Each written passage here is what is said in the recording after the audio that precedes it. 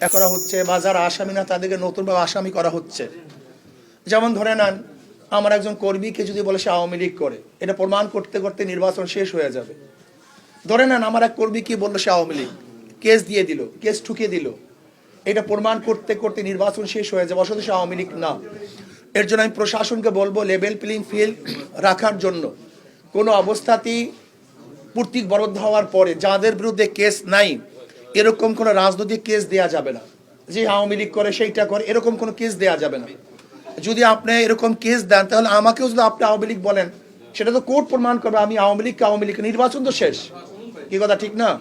এর জন্য আমি বলবো কোনো অবস্থাতেই যারা ওয়ারেন্টেড আসামি না এরকম আসামি থেকে অ্যারেস্ট করা যাবে না। এবং যাদেরকে গড়ে মামলা দেওয়া হয়েছে, দেখা যায় একটা মামলার মধ্যে 5-7 জন বা 10 জন নামদার আসামি আর 500 বেনামি আসামি, এরকম যারা অজ্ঞাত বেনামে আসামি আছে এরকম একজন আসামিকে অ্যারেস্ট করা যাবে না। আমি মনে করি যে যদি সুষ্ঠু নির্বাচন উপহার দিতে প্রশাসন চায় তাহলে কোনো অবস্থাতেই প্রশাসন যেন কোনো ব্যক্তিকে হয়রানি না করে। যদি হয়রানি করে তাহলে লেভেল প্লেইং ফিল্ড থাকবে না। 12 ফেব্রুয়ারি বাংলাদেশে অনেক আশা এবং আকাঙ্ক্ষার এক নির্বাচন অনুষ্ঠিত হতে যাচ্ছে। বিগত দিনে মানুষ তাদের ভোট অধিকার প্রয়োগ করতে পারে নাই, বহু আগ্রহ ভরে মানুষ অপেক্ষমান যে আগামী সেই 12 তারিখে প্রত্যেকটা ভোটার ভোট কেন্দ্রে ইনশাআল্লাহ নিরাপত্তার সাথে তাদের ভোট অধিকার প্রয়োগ করবে। আমি আলহামদুলিল্লাহ বরিশাল 5 এবং 6 থেকে নির্বাচন অংশগ্রহণ করেছি হাত পাকা প্রতীক নিয়ে।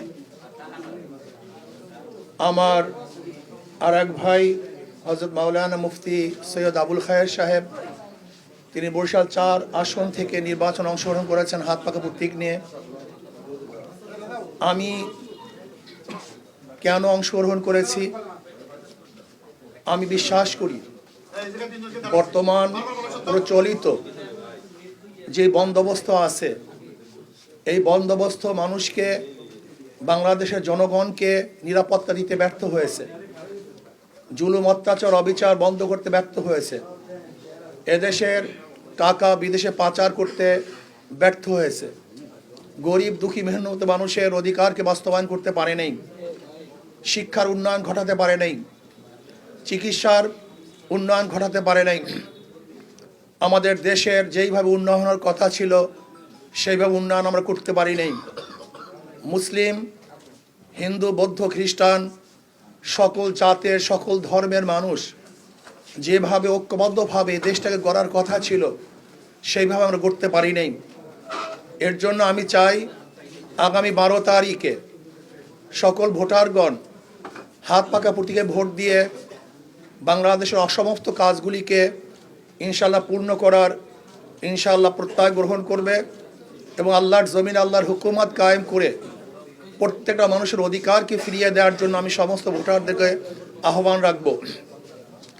যদি কোরআন ও সুন্নাহর আইন বাস্তবায়ন করতে পারি তাহলে সাম্য, মানবিক মর্যাদা, সামাজিক ন্যায় বিচার প্রতিষ্ঠিত হবে, প্রত্যেকটা মানুষ অধিকার পাবে। শুধু তাই নয়, আমি শুধু মানুষই বলবো না, ইসলাম হুকুমাত হয় তাহলে মানুষের সাথে সাথে প্রত্যেকটা মাখলুকাত ইনশাআল্লাহ তারা নিরাপত্তা পাবে।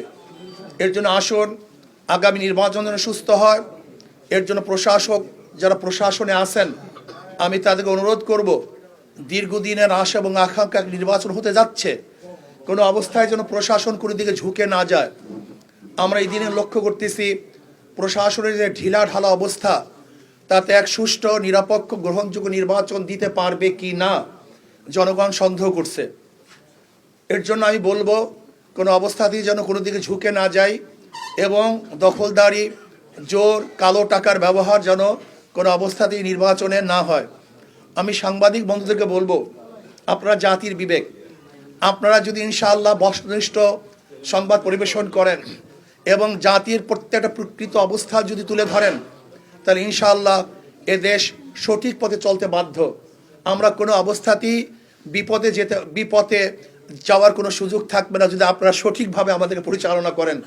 কিন্তু আপনারা যদি ন্যায়, নিষ্ঠা এবং বস্ত্রনিষ্ঠ সংবাদ পরিবেশন না করেন তাহলে জাতি গুমরাহির দিকে যাবে, অন্ধকারের দিকে যাবে সেই জাতিকে কেউ আসলে অন্ধকার থেকে বাঁচাতে পারবে না।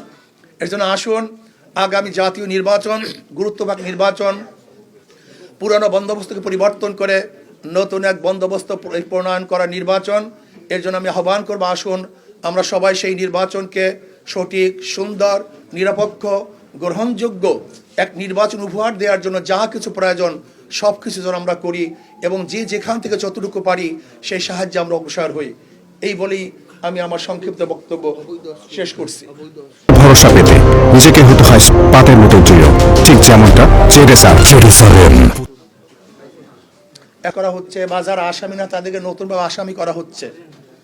যেমন ধরে নেন আমার একজন কর্মীকে যদি বলে সে আওয়ামী লীগ করে, এটা প্রমাণ করতে করতে নির্বাচন শেষ হয়ে যাবে। ধরে নেন আমার এক কর্মী কি বললো সে আওয়ামী লীগ, কেস দিয়ে দিল, কেস ঠুকিয়ে দিল, এটা প্রমাণ করতে করতে নির্বাচন শেষ হয়ে যাবে, অথচ সে আওয়ামী লীগ না। এর জন্য আমি প্রশাসনকে বলবো লেভেল প্লেইং ফিল্ড রাখার জন্য কোনো অবস্থাতেই প্রতীক বরাদ্দ হওয়ার পরে যাদের বিরুদ্ধে কেস নাই এরকম কোনো রাজনৈতিক কেস দেয়া যাবে না, যে আওয়ামী লীগ করে সেইটা করে এরকম কোনো কেস দেয়া যাবে না। যদি আপনি এরকম কেস দেন তাহলে আমাকেও যদি আপনি আওয়ামী লীগ বলেন সেটা তো কোর্ট প্রমাণ করবে আমি আওয়ামী লীগ, নির্বাচন তো শেষ, কি কথা ঠিক না? এর জন্য আমি বলবো কোনো অবস্থাতেই যারা ওয়ারেন্টেড আসামি না এরকম আসামি থেকে অ্যারেস্ট করা যাবে না। এবং যাদেরকে গড়ে মামলা দেওয়া হয়েছে, দেখা যায় একটা মামলার মধ্যে 5-7 জন বা 10 জন নামদার আসামি আর 500 বেনামি আসামি, এরকম যারা অজ্ঞাত বেনামে আসামি আছে এরকম একজন আসামিকে অ্যারেস্ট করা যাবে না। আমি মনে করি যে যদি সুষ্ঠু নির্বাচন উপহার দিতে প্রশাসন চায় তাহলে কোনো অবস্থাতেই প্রশাসন যেন কোনো ব্যক্তিকে হয়রানি না করে, যদি হয়রানি করে তাহলে লেভেল প্লেইং ফিল্ড থাকবে না। আচ্ছা আমি একটা প্রশ্ন করি, আপনি তো সবাই যদিও দেশটার গতি বিধিকে নিরেট কোন দিকে চলবে সেটাকে নির্ধারণ করা, এদেশে সন্ত্রাস থাকবে কি থাকবে না, জুলুম অত্যাচার থাকবে কি থাকবে না, বিদেশে টাকা পাচার হবে কি হবে না, এগুলো রোধ করা আসলে একজন মেম্বার অফ পার্লামেন্টের মূল দায়িত্ব। এরপরেও যদি বরিশালের তরফ থেকে আমাকে ইনশাল্লাহ নির্বাচিত করা হয় তাহলে আমার প্রথম কাজ থাকবে দুর্নীতি মুক্ত একটা আমরা বরিশাল করব। দুর্নীতি মুক্ত, আমার বিশ্বাস দুর্নীতি মুক্ত যদি করতে পারি তাহলে রাস্তার উন্নয়ন হবে, শিক্ষার উন্নয়ন হবে, চিকিৎসার উন্নয়ন হবে, পুরুষদের উন্নয়ন হবে, মহিলাদের উন্নয়ন হবে, গরিবদের উন্নয়ন হবে, জেলে তাঁতি মজদুর সবার উন্নয়ন হবে। আমি মনে করি আমাদের উন্নয়নের সবচেয়ে বড় বাধা হলো দুর্নীতি। এরপরে আসুন আমরা নদী কবলিত এলাকা, এখানে পানি বদ্ধ হয়ে যায়, পানি বদ্ধতার থেকে কিভাবে নিরসন করা যায় সে আমরা চেষ্টা করব। আজকে দেখা যায় ছাত্ররা পড়াশোনার টেবিল বাদ দিয়ে তারা নেশাগ্রস্ত হয়ে গেছে, যদি আল্লাহ পাক আমাকে কবুল করে তারা টেবিলে কিভাবে বসতে পারে সেই ব্যবস্থা আমি গ্রহণ করব। আজকে দেখা যায় আমাদের যুবকরা নেশাগ্রস্ত হচ্ছে, তাদেরকে নেশা মুক্ত কিভাবে সমাজ গড়া যায় সেই ব্যবস্থা আমি করব। শিক্ষার উন্নয়ন করব, চিকিৎসার উন্নয়ন করব। আজকে এশিয়ার মধ্যে আমাদের মেডিকেল সবচেয়ে বড়, সেইটাকে আরও উন্নয়ন করার আমি চেষ্টা করব। রাস্তাঘাট যেখানে যেখানে অবকাঠামো যার উন্নয়নের প্রয়োজন আছে এমন কোনো সেক্টর নাই, শুধু আমি না, আমি সবাই পরামর্শ ভিত্তিতে আমি একটা পরামর্শশালা করব, যেখানে সাংবাদিক থাকবে, বুদ্ধিজীবীরা থাকবে, শিক্ষিত ব্যক্তিরা থাকবে, বিগত দিনে যারা এমপি, মিনিস্টার, সচিব, ডিসি আমাদের বরিশাল অঞ্চলের আছে, এরকম বিশাল এক জনগোষ্ঠী নিয়ে আমরা একটা কমিটি গঠন করব দেশের উন্নয়নের জন্য। সবাই সাংবাদিক থাকবে, সেখানে সমস্ত ব্যক্তিদের পরামর্শের ভিত্তিতেই বরিশালের কি কি প্রয়োজন সব কিছু চিহ্নিত করে ইনশাআল্লাহ উন্নয়ন করার চেষ্টা করব। গতকালকে জামায়াতের শীর্ষ নেতা আপনাকে সম্মান জানিয়ে নির্বাচন মাঠ থেকে চলে গেছে, জোটগতভাবে আপনাদের এখন কোনো অবস্থানের পরিবর্তন হয়েছে কিনা? আপনারা এখন সেই যে 11 দলীয় নির্বাচনী জোট করেছেন সেদিকে আবার যাবেন কিনা, মানে জোটগত অবস্থানটা পরিষ্কার হতে যাচ্ছে একটা প্রশ্ন। দ্বিতীয় প্রশ্ন হচ্ছে যে আওয়ামী লীগের তো ভোটাররা আছে বা সমর্থকরা আছে, সেই ভোটাররা কাকে ভোট দেবে বলে মনে করেন? এক নম্বর হলো যে আমরা বিগত দিনে জামাতের যিনি আমির তার সম্মানার্থে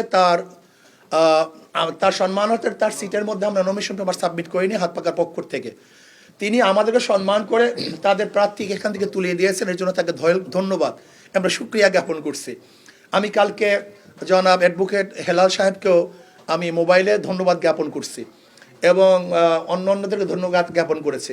না, বর্তমানে ইসলামী আন্দোলন বাংলাদেশ নতুনভাবে অন্য কোনো জোটে যাওয়ার এখন পর্যন্ত আর কোনো সুযোগ নেই। আর দ্বিতীয় কথা হলো আওয়ামী লীগের ভোটাররা কাকে অবশ্যই শরিয়া ভিত্তিক, কোরআন ও সুন্নাহর ভিত্তিক যদি আইন প্রণয়ন তারা করে এবং সুযোগ হয় তাহলে আবার হবে। কোরআন ও সুন্নাহর ভিত্তিতে যদি আইন প্রণয়ন, আমাদের তো মূল এক বাক্সের মূল থিমটা ছিল ইসলামের পক্ষে একটা বাক্স। যখনই তারা বলেছেন যে আমরা কোরআন ও সুন্নাহর ভিত্তিতে শরিয়ার ভিত্তিতে আইন প্রণয়ন করব না, আমাদের একজন ভদ্র মহিলা, খ্রিস্টান ভদ্র মহিলার প্রশ্নের জবাবে তিনি বলেছেন, তখন তো আমাদের এক বাক্স আর থাকে না। কারণ আমাদের এক বাক্স নীতিটা ছিল ইসলামের পক্ষে একটা বাক্স। এর জন্য এখন ইসলামের পক্ষে হাত পাকার বাক্স আছে। দ্বিতীয় আপনার প্রশ্ন হলো এই যে আওয়ামী লীগের ভোটাররা কাদেরকে ভোট দেবে, এই প্রশ্নের জবাব কিন্তু 5ই আগস্ট থেকে আমি দিয়ে আসছি।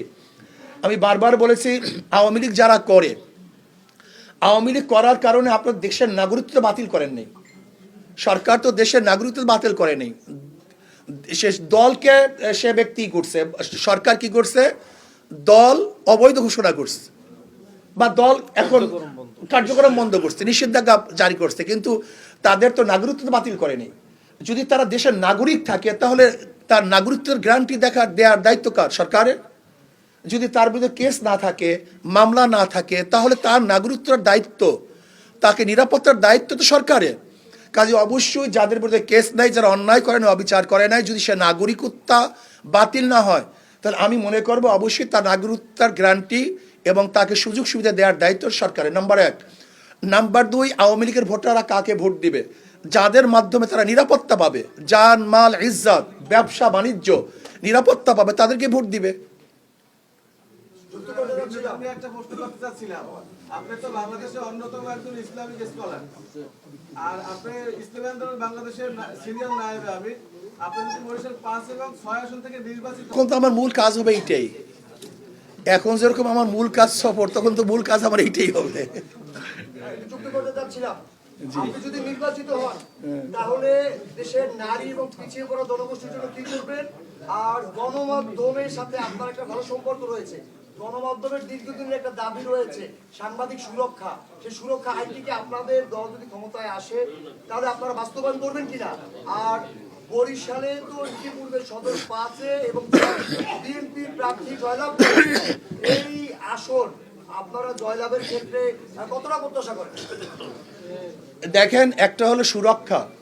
আমরা শুধু সাংবাদিকদের নয়, বাংলাদেশের প্রত্যেকটা নাগরিককে সুরক্ষার ব্যবস্থা করব ইনশাআল্লাহ। প্রত্যেকটা নাগরিকের সুরক্ষা কিভাবে দিতে হয় সেই ব্যবস্থা আমরা করব। আমি কালকেও কর্মী সম্মেলনে বলেছি, তোমরা খাদেম হও, রাজনৈতিক কাজটাকে খেদমত মনে করো, এটা ভোগের বা ব্যবসার জায়গা মনে করবে না। এটা আমি কালকে আমাদের কর্মীদেরকে বলছি। এর জন্য আমরা মনে করি রাজনৈতিক খেদমত, এটা ব্যবসার জায়গা না। এতদিন ক্ষুধার্ত ছিলাম, এই বক্তব্যটাই হলো আমাদের ধ্বংসের মূল কারণ। এতদিন ক্ষুধার্ত ছিলাম, এই বক্তব্যটা হলো সমস্ত ক্যান্সার, এটা ধ্বংসের কারণ। কারণ রাজনৈতিক আমরা ক্ষুধা নিবারণের জায়গা মনে করি, আসলে রাজনৈতিক ক্ষুধা নিবারণের জায়গা নয়, বরং এটা খেদমতের জায়গা, সেবার জায়গা। আমি আমাদের নেতা কর্মীদেরকে সেবার জন্য তাকিদ করছি, প্রশিক্ষণ দিচ্ছি, আমরা সেবা করবো। নাম্বার 1। নাম্বার 2, আপনারা জানেন ইসলাম নারীদেরকে সবচেয়ে বেশি সুরক্ষা দিয়েছে, নারীদের অধিকার বাস্তবায়ন সবচেয়ে বেশি করেছে।